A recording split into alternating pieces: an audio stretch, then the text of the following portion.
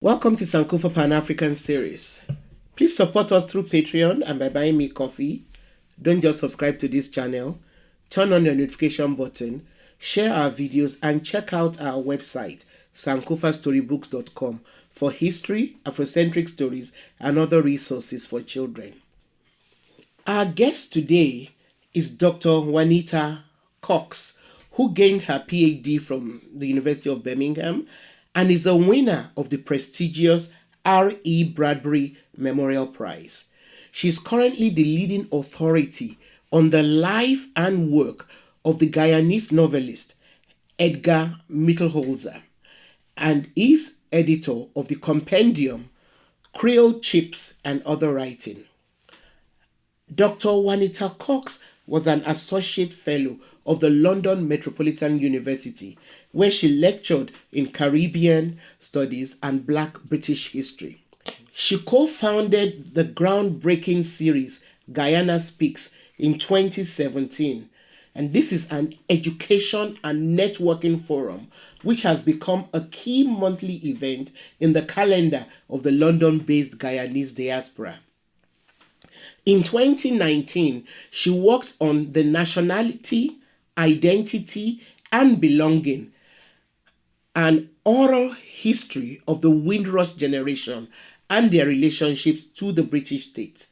The project, which covered the years 1948 to 2018, was at the University of London's Institute of Commonwealth Studies.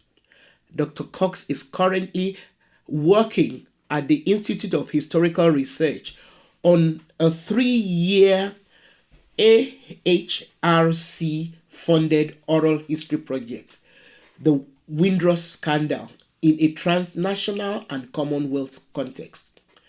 She's a trustee on the board of the Oral History Society and serves on the editorial board of Black History Dialogues.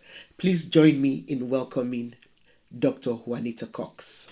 Thank you very much, Dr. JUANITA COX, for joining us on the Sankofa Pan-African series. We'll be talking about the incredible work you're doing. So, what does the Windrush generation mean?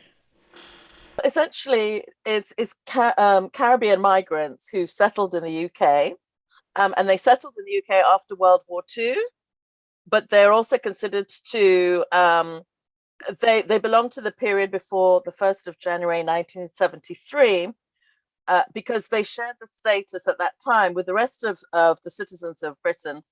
I think it's termed the citizens of the UK and colonies. So all of those people were considered to be British subjects. And by around the 1990s, they came to be known as the Windrush generation. I mean, at the time, everybody just referred to them as West Indians, but over time, we've called them, the Windrush generation. I think one of the things to really be aware of is that many served in the Second World War.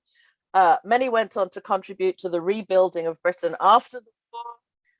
They supplemented the much diminished labor force during that period, particularly in areas such as nursing, in the bus and railway transportation systems, the post offices and restaurants.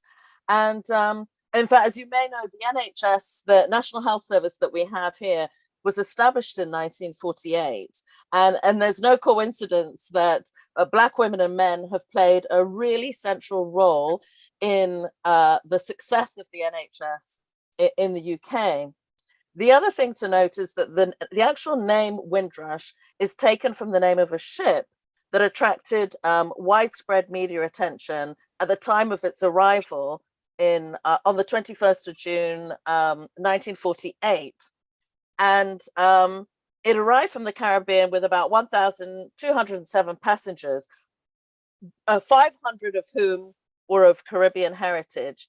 And for some reason, I'm not really clear why, but the British media were really fascinated by its arrival. And that's how the name kind of fell into popular use. Yeah. Correct me if I'm wrong. The British actually went to the Caribbean to invite these people. I mean, there were calls, for people to come and work in Britain. That was why a lot of them got on the ship. Am I? It's a very complicated picture. Okay. You're not wrong, but I would just like to clarify a few things. I think the thing to really be aware of is that because these were colonized territories, the British had extracted all their wealth and resources. So there was a lot of widespread unemployment and poverty in those territories. At the same time, those people had been brought up to believe that Britain was the mother country and that because they were British subjects, they had equal rights as anybody else to come to Britain and live and settle there.